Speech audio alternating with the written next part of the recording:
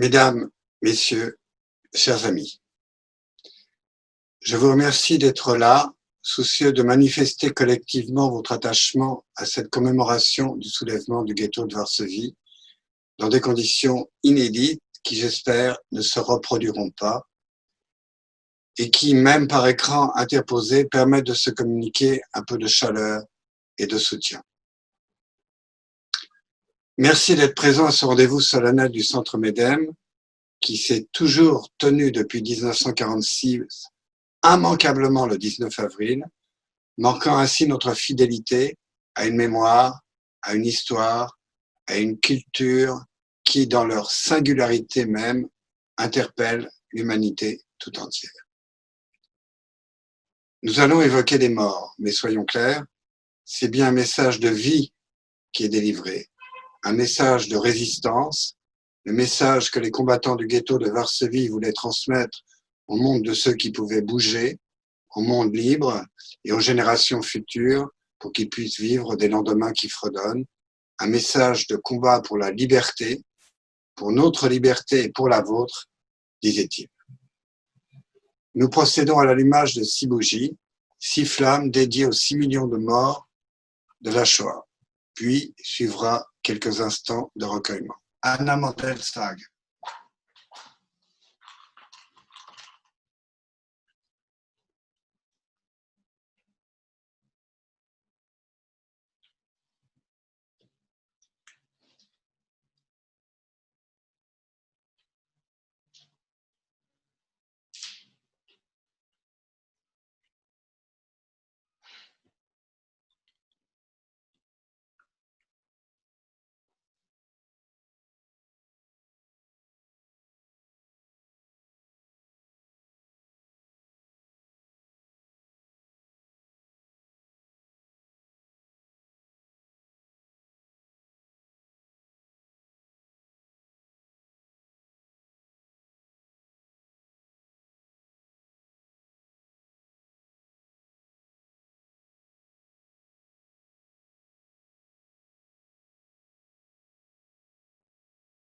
Madame Alexandra Cordobar, maire du 10e arrondissement, représentante de la République, garante des valeurs démocratiques et qui nous reçoit depuis de nombreuses années dans la mairie.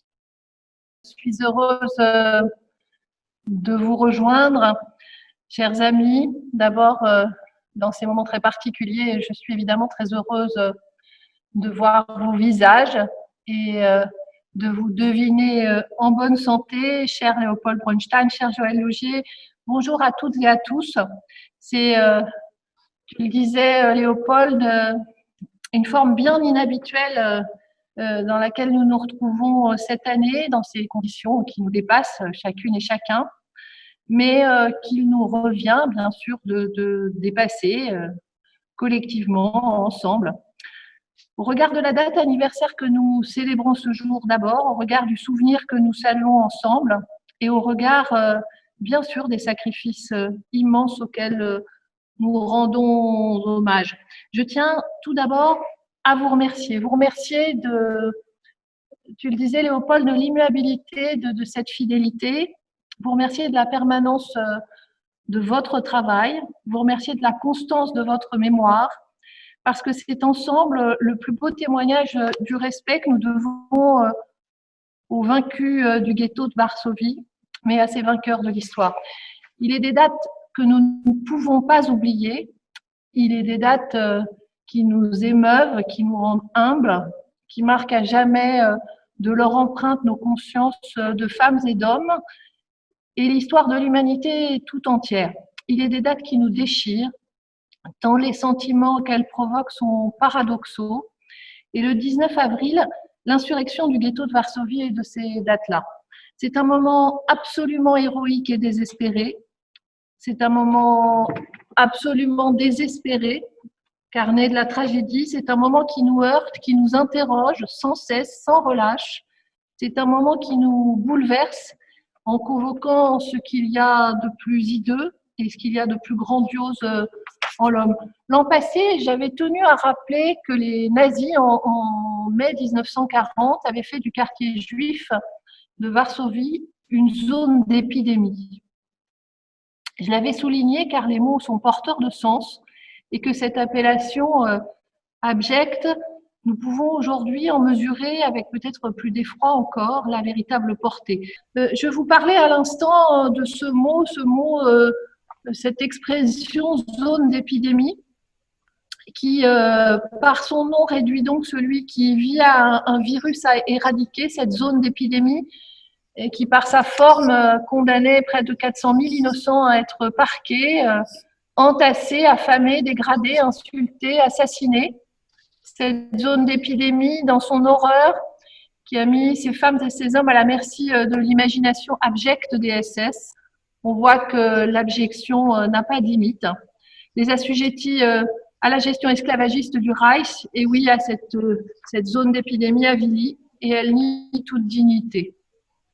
C'est pourtant cette dignité qui surgit de l'ignominie, cette conscience d'être homme, d'être vivant, d'être debout, cet élan du sursaut, de la fougue et du courage, cette dignité si profondément humaine qui, malgré l'enfer, malgré la mort, malgré les larmes, pousse à dire non, à résister, à se soulever et à prendre les armes.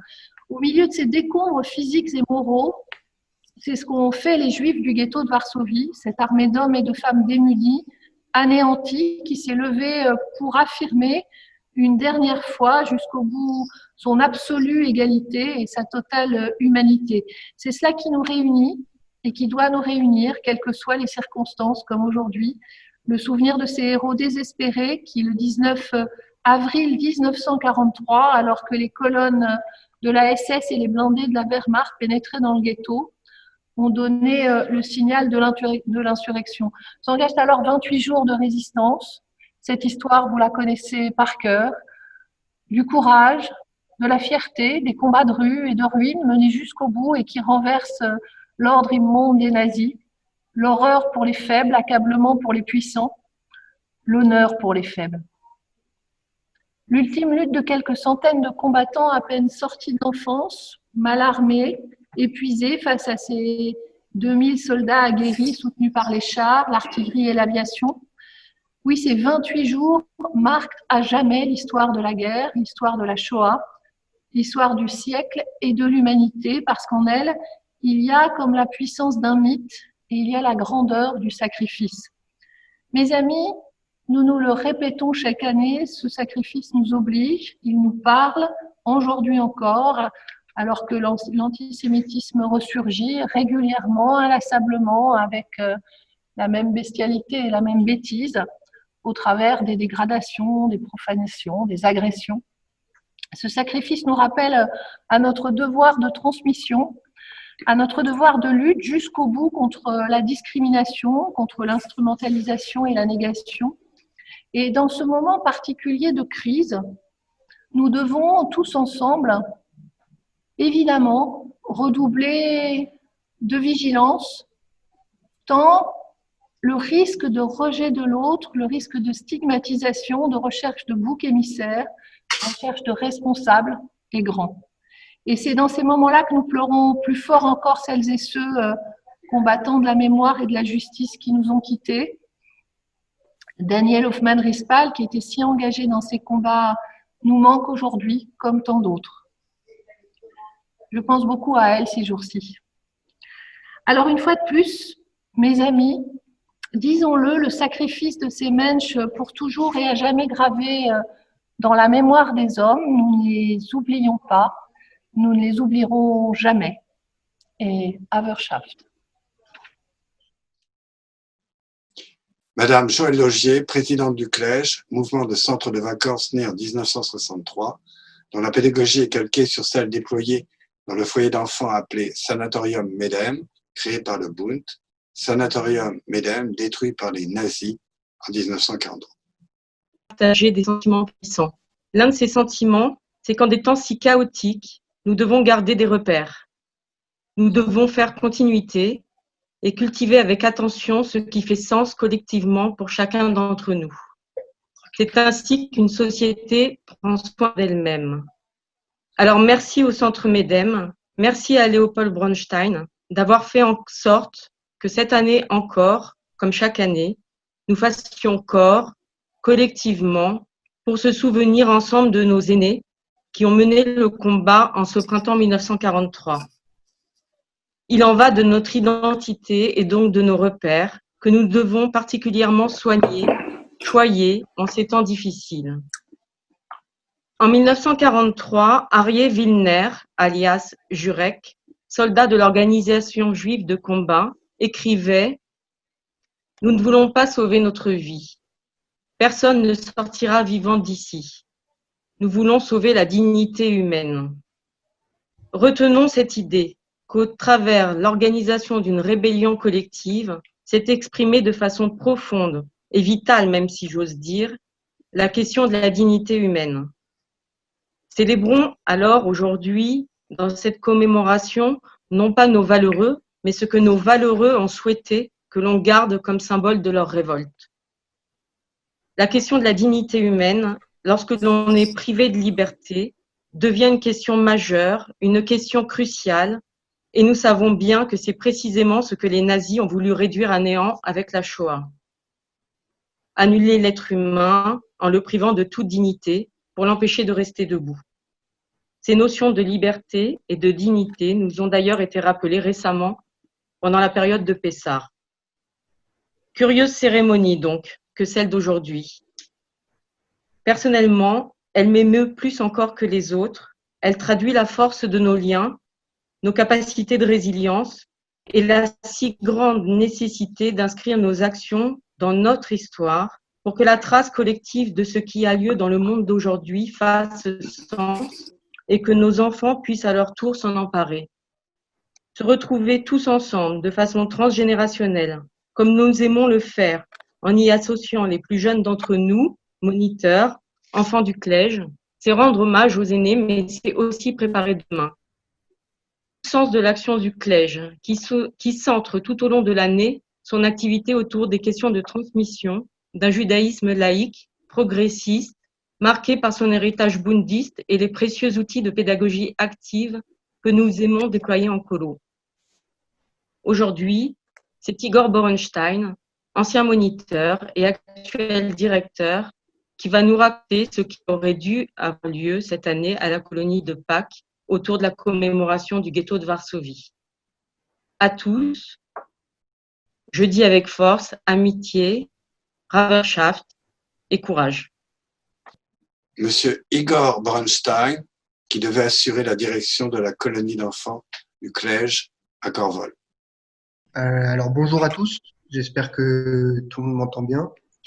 Donc j'étais censé être le directeur de la colonie de Pâques qui a été annulée pour les raisons évidentes que l'on connaît tous. Je vais donc parler à présent au nom de l'équipe d'animation et de direction qui était engagée dans ce séjour. Chaque année, un des objectifs des animateurs est de préparer pour les enfants donc la commémoration de l'insurrection du ghetto de Varsovie. Ils font donc réfléchir à comment aborder ce sujet aussi bien pour des enfants de 7 ans que pour des adolescents de 15 ans. Donc l'idée, c'est d'expliquer d'abord pour les plus petits ce qu'est un ghetto, comment les gens y survivaient, pourquoi, définir ce qu'est une action, et ensuite quels étaient les acteurs de cette révolte, ainsi que le contexte historique. Donc on parle à cette occasion de l'histoire de Bund, on parle de Marek Edelman et de Mordechai Anielewicz, de l'organisation de lutte juive, ainsi que des autres ghettos, comme celui de Vilnius. Tout ça se fait à l'aide de textes, de témoignages et de photos qui nous ont été transmis, et les plus grands participent à nos efforts d'explication destinés aux plus petits. Enfin, on termine en chantant Zovit Kein-Moll, ne dit jamais, le chant des partisans. Ce qui est important pour nous, c'est d'une part de donner aux enfants des connaissances sur un événement qui a marqué l'histoire, qu'ils n'abordent pas forcément de la même manière à l'école quand ils l'abordent, mais aussi de les faire réfléchir sur des concepts tels que la révolte, la résistance ou encore la solidarité et l'entraide. Ce sont des thèmes qui nous ont toujours tenus à cœur en tant que Corvolois et Corvoloises et qui sont encore aujourd'hui au centre de nos projets d'animation et de notre association. Ce moment, c'est aussi l'occasion pour tous de parler de son histoire personnelle, en lien ou pas avec le ghetto de Varsovie. Parler de ses grands-parents et arrière-grands-parents, c'est un moyen pour les enfants de discuter de choses qui les rassemblent et aussi cela permet d'ouvrir le débat sur d'autres révoltes qui ont eu lieu dans l'histoire plus récente. Pour conclure, que ce soit en tant qu'enfant, animateur ou directeur, tant de ce moment de commémoration grandit et avec un esprit de camaraderie plus fort qu'il ne pouvait l'être avant. Je vous remercie de m'avoir écouté. Le yiddish. Une langue assassinée avec ses locuteurs, une langue meurtrie, blessée, méprisée quelquefois, qui était la langue vivante de 10 millions de locuteurs avant la guerre. Franz Kafka, en introduction à une soirée de récitation de Yitzhak Lowy, tenait le 18 février 1912 dans la salle des fêtes de la Maison commune juive de Prague, en a fait un vibrant hommage. Écoutez cet extrait dit par Salomon Bielaziak. La traduction yiddish de la version allemande est celle d'Erez Lévy. La traduction en français est celle de Marthe Robert. Eider ihr Leid verreich vor, die erste Schures von den mizrachidische Dichter, will sich mir noch, choschewe Damen und Herren, ansagen, wie viel mehr Mameluschen ihr versteht, wie ihr meint. Jiddisch ist die jüngste europäische Sprache. Erst 400 Jahre ist es alt. Und Tage, noch ein Sach jüngerer von dem. Kein Loschensteigern hat es noch nicht ausgestaltet, mit der solche genieter Bedeutkraft, wie wir bedarfen. Kurz und scharf ist sein Dieber. Die Völkerwanderungen fahren durch Mameluschna durch, von Anek bis zum Zweiten. All das Deutsch, die Ivre, das Französisch, Englisch, Slawisch, Holländisch, Rumänisch, sogar Lateinisch werden in einem Innenweinig von Jiddisch eingehabt mit Katoves und Lichtsinn. Und es stellt mir sich vor, Tage, a Kraft in dem, was all die dosige Scheunes Einstein in Ersatzzustand. Der Pfarr hat kein seifeldicker Mensch schon nicht bedeihe, auszumachen mit Jiddisch kein min Weltsprach, Hageb, es greift schier nicht dazu. Der Neintern wird sich Tage gewiss zu Jiddisch, ob ihr wird halten in Sinnen, als es wirken in euch nicht nur das Kennte dich, nur euch dazu Keuches und Anknüpfen von Keuches, wo stellen Tage bekeuert zu verstehen Jiddisch mit Gefühl. Erst da kann ein Österreicher helfen, euch zu beruhigen euch, als ihr werdet sich nicht mehr fühlen abgesondert und ihr werdet sich schon haben, als ihr werdet nicht mehr dürfen klagen, lemai ihr versteht nicht kein Mameloschen. Und da liegt der Iker, wo mit jeder Klage wer das Verstehen abgeschwacht. Verbleibt aber still, weil dann gefindet sich in same Herzen von Mameloschen. Wie bald es verhabt euch Jiddisch, und Jiddisch ist in alles Ding, in Wort, in einem chassidischer Liegen und in einem Mechus von dem mizrachidischen Komödiant allein, dann wird euer früher dicke Ruhe nicht mehr viel. Noch kriegen wird ihr dann zu spüren, das Emse Achdes von Jiddisch mit der Gewalt, als es wird euch haben, a Meure, nicht mehr die Meure für Jiddisch, Tage die Meure für sich allein. Ihr werdet nicht sein bekeuert zu der Trogen allein, also min Meure, aber mit Jiddisch wird in euch schon anstehen der Fahr, a bitochen, wo es wird die Meure zurückhalten und sie noch einstellen. Doch hat von dem nur, wie viel und wie weit ihr werdet kennen. Michel Taubert chante en yiddish. Le chant des partisans, sur des paroles de Maurice Druon et de Joseph Cassel, une musique de Anna Marley. La traduction en yiddish est de Mordechai Litvin, grand traducteur de poésie française en yiddish, dont je salue ici la mémoire. Es du von Vorones dem schwarzen Gefoch auf die Plänen, es du von Korbunes in Land unter Joich die Geweinen, von Feld und Fabrik Partisaners ruf der Krieg euch hinein. Batzulen soll gut unser Träer und unser Blut hein des Säune. Von Schacht steigt herauf, von die Berg kommt zu Neuf, Kameraden. Von Grub geht her dem Kanon das Gewehr, die Granaten. Oh, hey, Partisan, soll dein Messer deiner ganz sicher treffen. Bei Feind jeder tritt sich die Erd mit Dynamit, Tonnerneffen. Die Krates zerschneit und die Brüder verbeit von dit Fieses. Der Hunger uns knockt die Sinne uns jockt und die Risches. In allander Gezwohl schlafen Menschen in der Ruhe, träumen Itzter. Bei uns men marschiert, men de harget, men krepiert in der Finster. Bei uns jeder weiß, was will, was es heißt, wenn du geiter.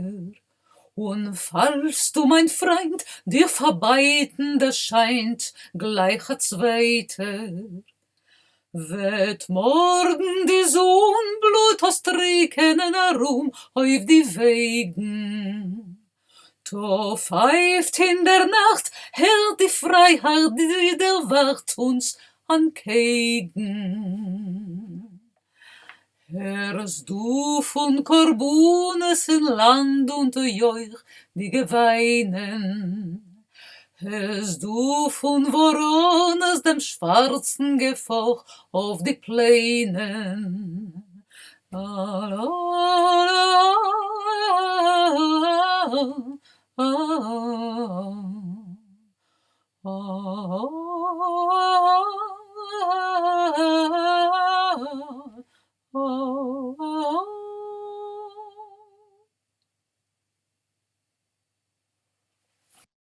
Le 19 avril 1943 était la veille de Pessah, la fête juive.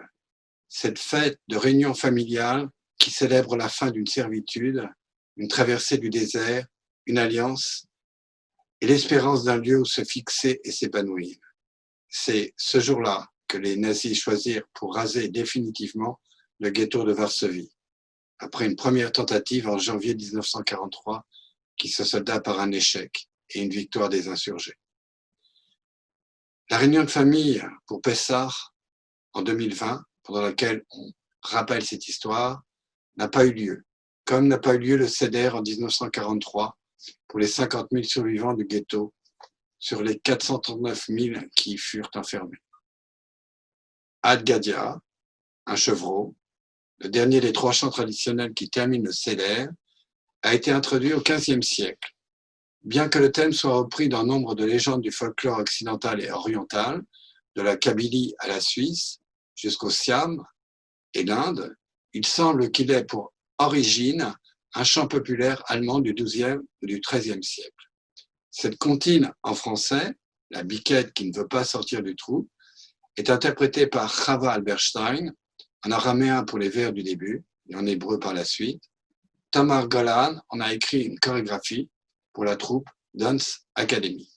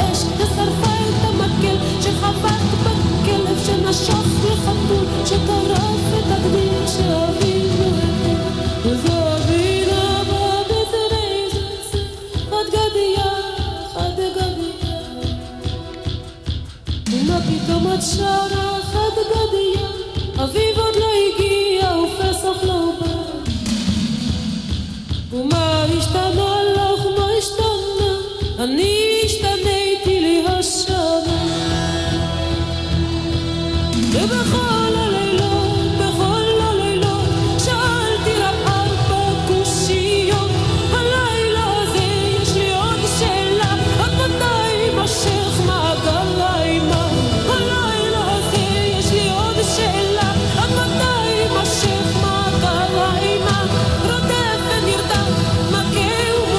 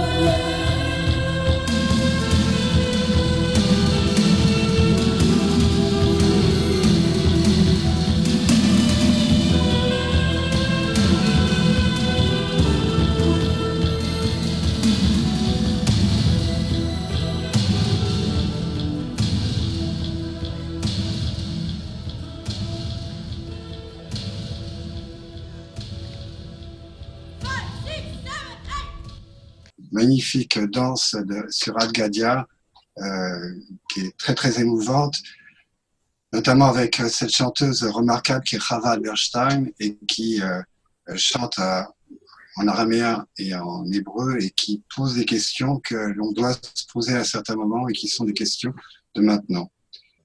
Nous vivons la troisième convulsion planétaire de ces 100 dernières années. La guerre de 14-18, la Seconde Guerre mondiale et cette pandémie qui paralyse nos corps physiques, le corps social, les échanges, le corps mondialisé. Elle fait surgir pour certains le meilleur d'eux-mêmes, les soignants en première ligne, mais aussi les infirmiers, les aides-soignants, ceux qui font le ménage, les ambulanciers, les pompiers, les agriculteurs, les postiers, les employés des magasins d'alimentation, les caissières, les chauffeurs, les livreurs, les marins-pêcheurs, les éboueurs, les fossoyeurs aussi, hélas. Toutes celles et ceux qui soignent, nourrissent, transportent, surveillent, nettoient, risquant leur santé, leur vie quelquefois, en assurant la continuité de survie sanitaire, sociale, économique, administrative de notre pays. Pour d'autres, elle fait ressortir quelquefois le plus laid, comme les revendeurs de masques au marché noir et de solutions hydroalcooliques qui n'en sont pas, les arnaqueurs sur Internet ou les cambrioleurs de boulangerie et de pharmacie. Elle nous fait sentir combien l'enfermement est source d'obligations, de contraintes, de manque, de rancœur, de jalousie, d'égoïsme, de violence, mais aussi de générosité et de dévouement. Inévitablement, en ce jour du 19 avril, elle fait penser en 439 000 fois pire à ce que les emprisonnés du ghetto ont pu ressentir dans les 3 km² qui limitaient leur univers. 3 km², la superficie d'un disque d'1 km de rayon, la distance que chacun est autorisé à parcourir de chez lui en cette période de confinement, un disque dans lequel on aurait mis la population de la ville de Toulouse qui, elle, s'étend sur 100 km². 140 000 Juifs sont ainsi déplacés en octobre 1940 pour être enfermés dans le ghetto qui sera bouclé le 16 novembre. Dans les pires conditions, après un an d'humiliation, d'interdiction, du port du brassard blanc frappé d'une étoile bleue de David, du travail forcé pour les nazis sans rémunération, de confiscation de biens, des familles entières de Varsovie et des bourgades environnantes, démunies pour la plupart, se retrouvent entassées et isolées du monde dans l'ignorance de leurs crimes et du crime commis par leur enfant qui vient de naître. La population comptera 439 000 personnes en juin 1941. Entre l'installation brutale et forcée et les premières déportations ou exécutions, 80 000 d'entre eux mourront de maladie ou de faim. Parce qu'il faut bien se rendre compte que si Auschwitz est le symbole du Khurban, de la Shoah, de la destruction industrielle des Juifs dans les camps d'extermination, presque la moitié des victimes sont mortes de faim, de vermine, du typhus ou de la tuberculose dans les ghettos, par balles au-dessus des fosses communes, battus, blessés, fusillés, mitraillés ou pendus. La solidarité qui s'organise a été principalement le fait de groupes politiques structurés, de toutes tendances, et le Bund y a pris toute sa part. Dans un premier temps, ce sont les forces de résistance civile qui sont les plus agissantes. Des comités d'immeubles se forment, des journaux interdits circulent, qui mettent en doute ce que disent du nazi le Judenrat, le Conseil juif. Un réseau d'enseignement clandestin se constitue, une vie culturelle s'organise, ainsi qu'une vie religieuse. Dès le 22 novembre 1940, Emmanuel Ringelblum met en place un groupe clandestin d'une douzaine de personnes, l'Annex Shabbos, avec comme objectif de rassembler le plus d'archives possible sur le ghetto de Varsovie et les autres ghettos de Pologne. L'issue fatale ne fait plus de doute pour les résistants après la première grosse action, la grande rafle de juillet 1942 et le suicide de Tchernakov, le 29 juillet, le président du Judenrat, qui est sommé de dresser des listes de 6 000 déportés par jour. 300 000 Juifs sont déportés entre juillet et septembre 1942 vers les destinations finales que l'on sait. L'OJC, L'organisation juive de combat regroupant les sionistes, les communistes et les bundistes se met en place et tente de s'armer sans vraiment d'aide extérieure dans une indifférence quasi générale des forces alliées. Un tract de logiciel en polonais et en yiddish d'avant janvier 1943 appelle ainsi à la résistance. Juifs, l'envahisseur s'apprête à déclencher le second acte de notre extermination. N'allez pas à la mort sans résister. Défendez-vous. Employez une hache, une barre de fer, un couteau. Barricadez votre maison. Ne vous laissez pas capturer facilement. En combattant, vous gardez une chance de survivre. Au combat. Et le 18 janvier 1943, qui devait marquer la liquidation du ghetto, la première riposte de l'OJC laisse quelques morts nazis sur le pavé. Il ne reste peut-être que 60 000 juifs dans le ghetto. La population se cache dans un réseau souterrain creusé durant des mois. Le 19 avril, les unités SS reviennent en nombre, bien armées, appuyées par des engins motorisés. Ils sont repoussés par moins d'1 millier de combattants ne disposant que de quelques revolvers et grenades. Après la première journée, le commandant allemand est renvoyé. Le général SS Jürgen Stroop lui succède. Plus de 2000 hommes, soutenus par de l'artillerie et des blindés, incendient maison après maison. Les Juifs sont asphyxiés, brûlés, enterrés vivants dans les abris où ils sont retranchés. Le 16 mai 1943, Stroop fait dynamiter la grande synagogue de Varsovie. Il câble à Himmler « Es gibt keinen jüdischen von Bezirk in Warschau mehr ». Il n'existe plus de quartier juif à Varsovie. La lutte aura duré 4 semaines et c'est la vérité de la défaite qui nous submerge. Non, le village d'Astérix ne peut pas résister à la puissance romaine. Militairement, la riposte du ghetto de Varsovie est insignifiante. Elle n'a pas changé le cours de la guerre, comme les révoltes des autres ghettos ou des camps de mort, ni à Treblinka, ni à Sobibor. A-t-on encore besoin de prendre cette défaite comme le symbole d'une dignité retrouvée? Non. Les indignes, ce ne sont pas les victimes.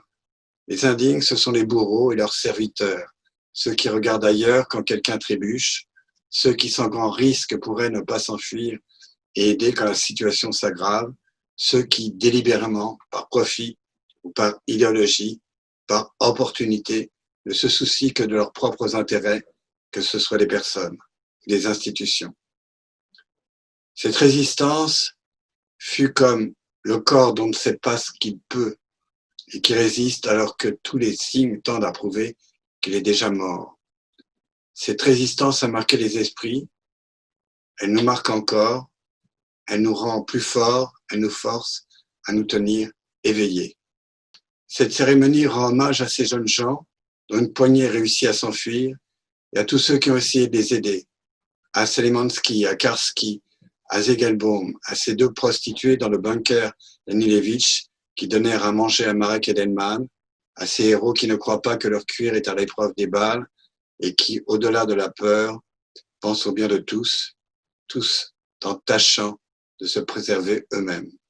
Le piètre rapprochement avec notre situation actuelle s'arrête là. Nous ne sommes pas pourchassés, nos biens ne sont pas menacés, nos libertés démocratiques ne sont pas en péril. L'hôpital mal en point a réussi à remplir ses fonctions. Nous bénéficions de plein droit de toutes les prérogatives des citoyens de ce pays auxquels nous contribuons sans arrière-pensée. Je ne sais quand finira notre confinement, mais il doit s'ouvrir sur une reconstruction qui sera difficile et contradictoire, où l'humain retrouvera sa juste place, où la connaissance et la culture doivent primer sur l'ignorance et les fausses informations, où la coordination et la coopération des États devront passer avant les replis et les profits égoïstes. Un monde généreux qui ne soit pas indifférent à ceux qui luttent pour leur survie, un monde qui ne soit pas la guerre de tous contre tous, mais la bataille de tous pour tous. Un monde qui garde en mémoire ceux qui se battirent pour leur liberté et pour la nôtre. À présent, 2 messages, celui de Paula Saviska, amie de Marek Edelman, qui fut présidente de Alquarta Respospolita, la République ouverte, un groupe qui lutte contre l'antisémitisme et la xénophobie. Elle est activiste dans de nombreux combats pour la démocratie en Pologne. Le texte est dit par le comédien fétiche de Wajda, Andrzej Seweryn, ancien sociétaire de la Comédie Française. Tous les ans, le 19 avril à midi, Marek Edelman se rendait au monument des héros du ghetto de Varsovie. Il n'est plus là. Et c'est à nous et aux générations futures de reprendre le flambeau de la mémoire. Cette année, nous ne pouvons pas nous rendre au monument, mais nous allons néanmoins rendre hommage aux habitants du quartier juif que Marek Edelman évoquait en ces mots. Je suis là seul, et comme durant toute ma vie peut-être, par hasard. L'univers lui aussi est sans doute né du hasard. Derrière moi, il y a le néant dans lequel ont disparu des centaines de milliers de gens que j'ai accompagnés dans des wagons. Je n'ai pas le droit de parler en leur nom. J'ignore s'ils sont morts la haine au cœur ou s'ils ont pardonné à leur bourreau. Personne ne le saura jamais. Mais j'ai le devoir de veiller sur leur mémoire.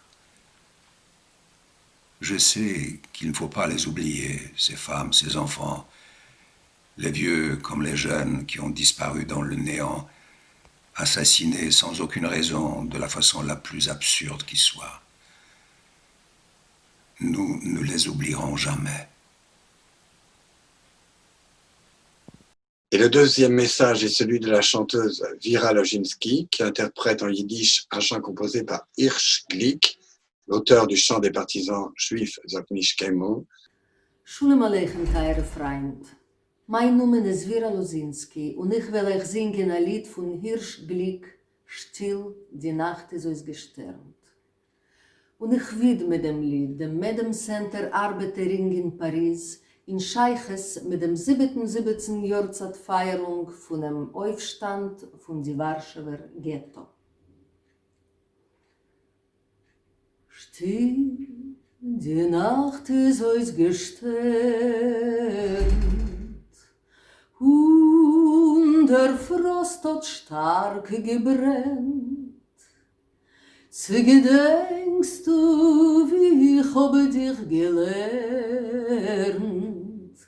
halt na Speyer in die Hand. Amol a Pelzl und a Beret und a Halt in a Hand fest an a Gan. Amoid mit a sametenem Ponim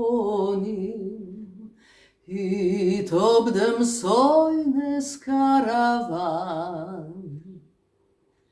Gezielt, geschossen und getroffen hat kleinen Kerpistol. Anoito a Fulinke mit Waffen, verhalten hat sie mit ein Keul. Vertop von Wald heraus gekrochen, mit Schneegirlanden auf die Haar. Gemutigt von kleinen Kinderzochen, vor unser neuem freien Dorf. Gemutigt von kleinen Kinderzochen, vor unser neuem freien Dorf.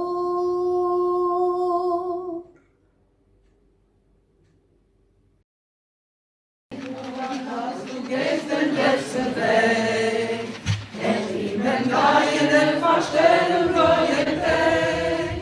Kommen weg nach unser ausgewählte Show. Seit der Beutel unser Trott, wir seinen do. Kommen weg nach unser ausgewählte Show. Seit der Beutel unser Trott, wir seinen do. Von grünen Palmen an bis Hand und Leis und Schnee. Wir kommen an mit unser Bein, mit unser Weg. Und wo wir fahren, sie zerspritzt von unser Blut. Sprossen weg dort unser Bruder, unser Mut. Und wo wir fahren, sie zerspritzt von unser Blut. Sprossen weg dort unser Bruder, unser Mut. Es fällt die Morgens und vergilsen unser Mind. Und der Blätten wird verschwinden mit dem Feind. Noch heute versammeln wird die Sonne in dem Kajor. Wie ein Parol, so geht das Licht von dort zu dort. Noch heute versammeln wird die Sonne in dem Kajor. Wie ein Parol, so geht das Licht von dort zu dort. Das Lied geschrieben ist mit Blut und nicht mit Blei. Es ist nicht kein Lied von der Freude oder der Freiheit. Das hat der Volk zwischen Farben dick gewähnt. Das Lied gesungen mit ner Gannes in die Hand. Das hat der Volk zwischen Farben dick gewähnt. Das Lied gesungen mit ner Gannes in die Hand. Das hat mich einmal, als du gehst den letzten Weg. Dann stimmen Dreien verstellen neue Tag. Kommen weg nach unser ausgewählte Show. Seit der Beutel unser Gott, wir seinen do. Kommen weg nach unser ausgewählte Show. Seit der Beutel unser Gott, wir seinen do.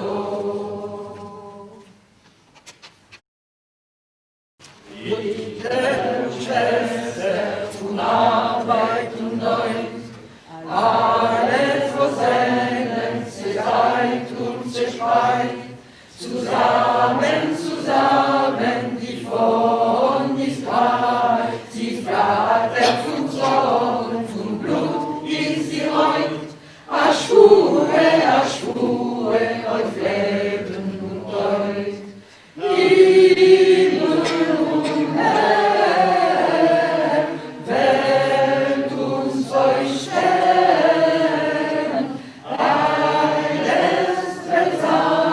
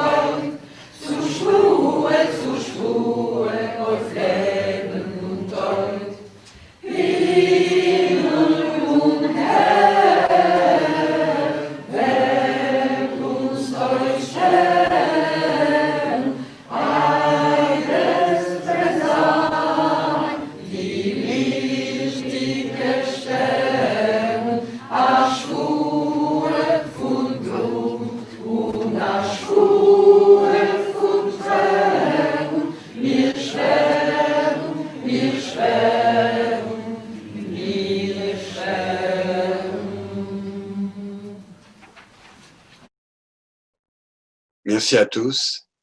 Les vidéos que nous avons utilisées seront mises sur la chaîne YouTube de MEDEM, ainsi que les références des textes lus ou chantés. Portez-vous bien. Léo, c'est que chacun peut reconnecter son micro. C'est fait. On t'écoute, Charlot. On m'entend. Bon. Alors moi, je voudrais me féliciter moi-même.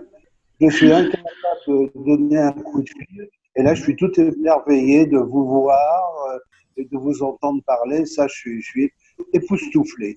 Vraiment, je me félicite. La main dans la main, en faisant la